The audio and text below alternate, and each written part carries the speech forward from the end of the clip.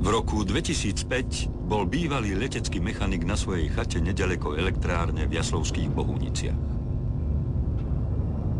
Pokojný podvečer narušil podivný hukot a silné svetlo, ktoré prichádzalo zvonku.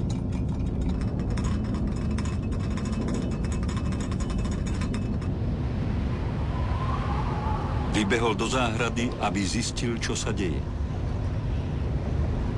Na oblohe spozoroval obrovský diskovitý predmet.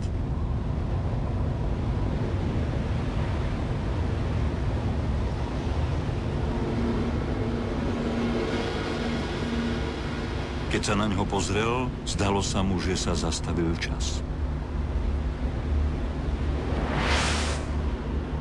Je jedno velice zaujímavé nočné pozorovanie, bolo to asi o 6:30 večer, ale bolo to v novembri, kde ma pozvala jedna pani tuto blízko z dedinky vedľa Atomky, kde skupina občanov pozorovala objekt, ktorý mal trojuholníkovitý tvar a nalietaval do chladiacich veží Atomky, kde urobil doslova čelom vzad, akoby na povel a vrátil sa naspäť. Ja by som chcel vidieť to lietadlo, ktoré to dokáže urobiť čelom vzad. Pohotovostná stíhačka ozbrojených síl MiG-29 vyštartovala v sobotu večer z letiska Sliač preveriť neznámy objekt, ktorý sa údajne pohyboval nad areálom jadrovej elektrárne v Jaslovských Bohuniciach. Svietiaci útvar spozoroval krátko pred 18. hodinou občan, ktorý to oznámil polícii. Písalo sa v tlači v novembri 2005. No a to trvalo asi 1,5 hodiny. Ten objekt 6-krát vletel do pary chladiacej veži, tým pádom bez problémov viem, na akej výške lieta. Bohužiaľ, v tom čase som nebol vybavený ani kamerou, ani nejakým výkonným fotoaparátom, mali sme len ďalekohľad k dispozícii. V tlači sa neskôr objavilo, že objekt zaznamenali aj pozemné radary.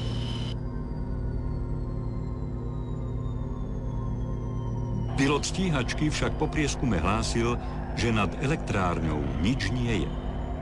Znášajúce sa teleso označili ako špecifický meteorologický jav spôsobený lomom svetla v pare. Podobné javy vraj vie zachytiť aj radar.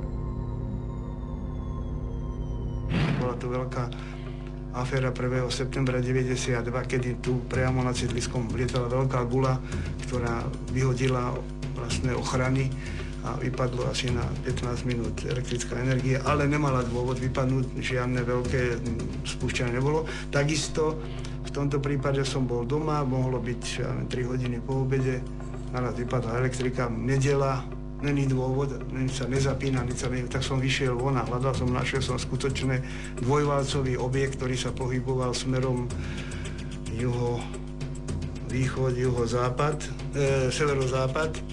Prelietal pomaly, keď neboli dobrá, som si ďaleko, ale jednoznačne to nebolo lietadlo, hovorím, mám skúsenosti, ako lietadlo vypadá. Svoj zážitok mi rozpovedali aj mladí muži, ktorí išli do práce.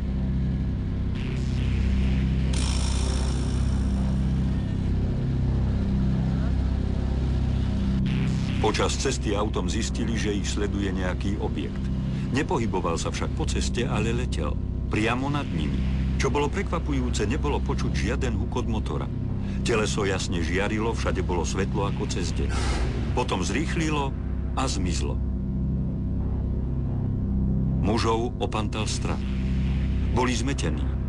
Nevedeli, čo majú robiť. Veľa ľudí, keď niečo takéto zažije, si myslí, že sú ozaj chorí. Tak radšej o tom nikomu nehovoria. A ja tvrdím, každý sa presvedčí len vtedy, keď to zažije na sebe. Ja som nejaký pomstichtivý, že tým mojim odporcom želám, aby to zažili, ale chcel by som, aby si to ľudia konečne uvedomili, že to není fenomén 20. storočia, je to fenomén, odkedy existuje ľudstvo. Kruhy v obilí. Tento záhadný fenomén je doma najmä v Anglicku. Prvé kruhy pozorovali práve na tamojších obilných poliach. Boom nastal v 90. rokoch, keď chodili hlásenia o nových nálezoch takmer denne. Už to však neboli len jednoduché kruhy, ale zložité piktogramy.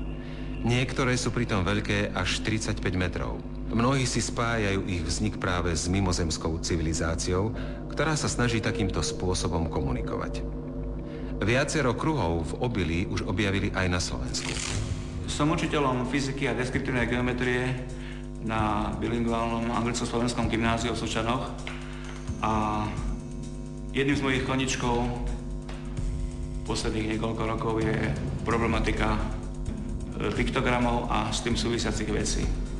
Piktogram je to vlastne slovo, ktoré by malo popisovať v tomto prípade obrazec vytvorený po väčšine v pšenici alebo v nejakom inom obilí, po prípade kukurica.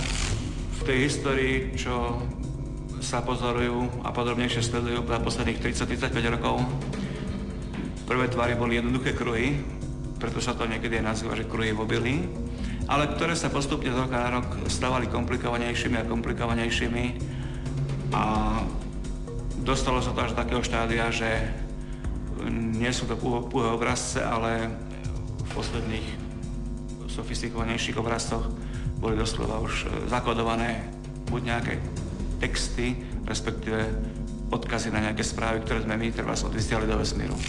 Ten piktogram, ktorý sa objavil v Anglicku v roku 2001, tuším v auguste, vlastne obsahoval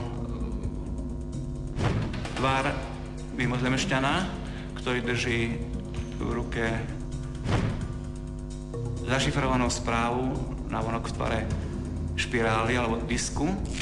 Spôsob toho kodovania bol v podstate zdánlivo jednoduchý. Zrejme tí autori predpokladali, že alebo komu bude adresovaná tá správa a jednoducho bol využitý počítačový ASCII kód s tým, že špirála, ktorá predstavovala ten disk, obsahovala vlastne osmice štvorčekov tmavých a bledých, oddelené trojuholníkmi. Na tie osmice to boli vlastne bajty pomocou počítačového kódu, ktoré vyjadrovali písmená, ktoré keď sa pospájali, tak vznikli z toho tie jednoduché vety.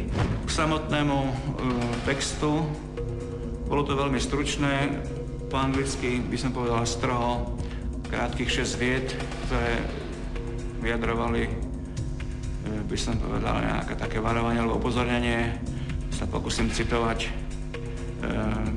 Vyvarujte sa nositeľov falošných darov a ich nesplnených sľubov. Čaká vás ešte veľa bolesti, ale je čas, verte nám.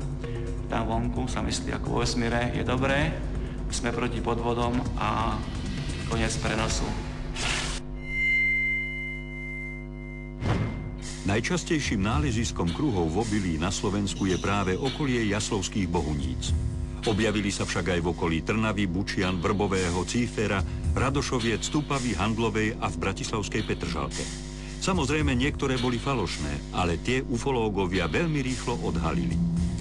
90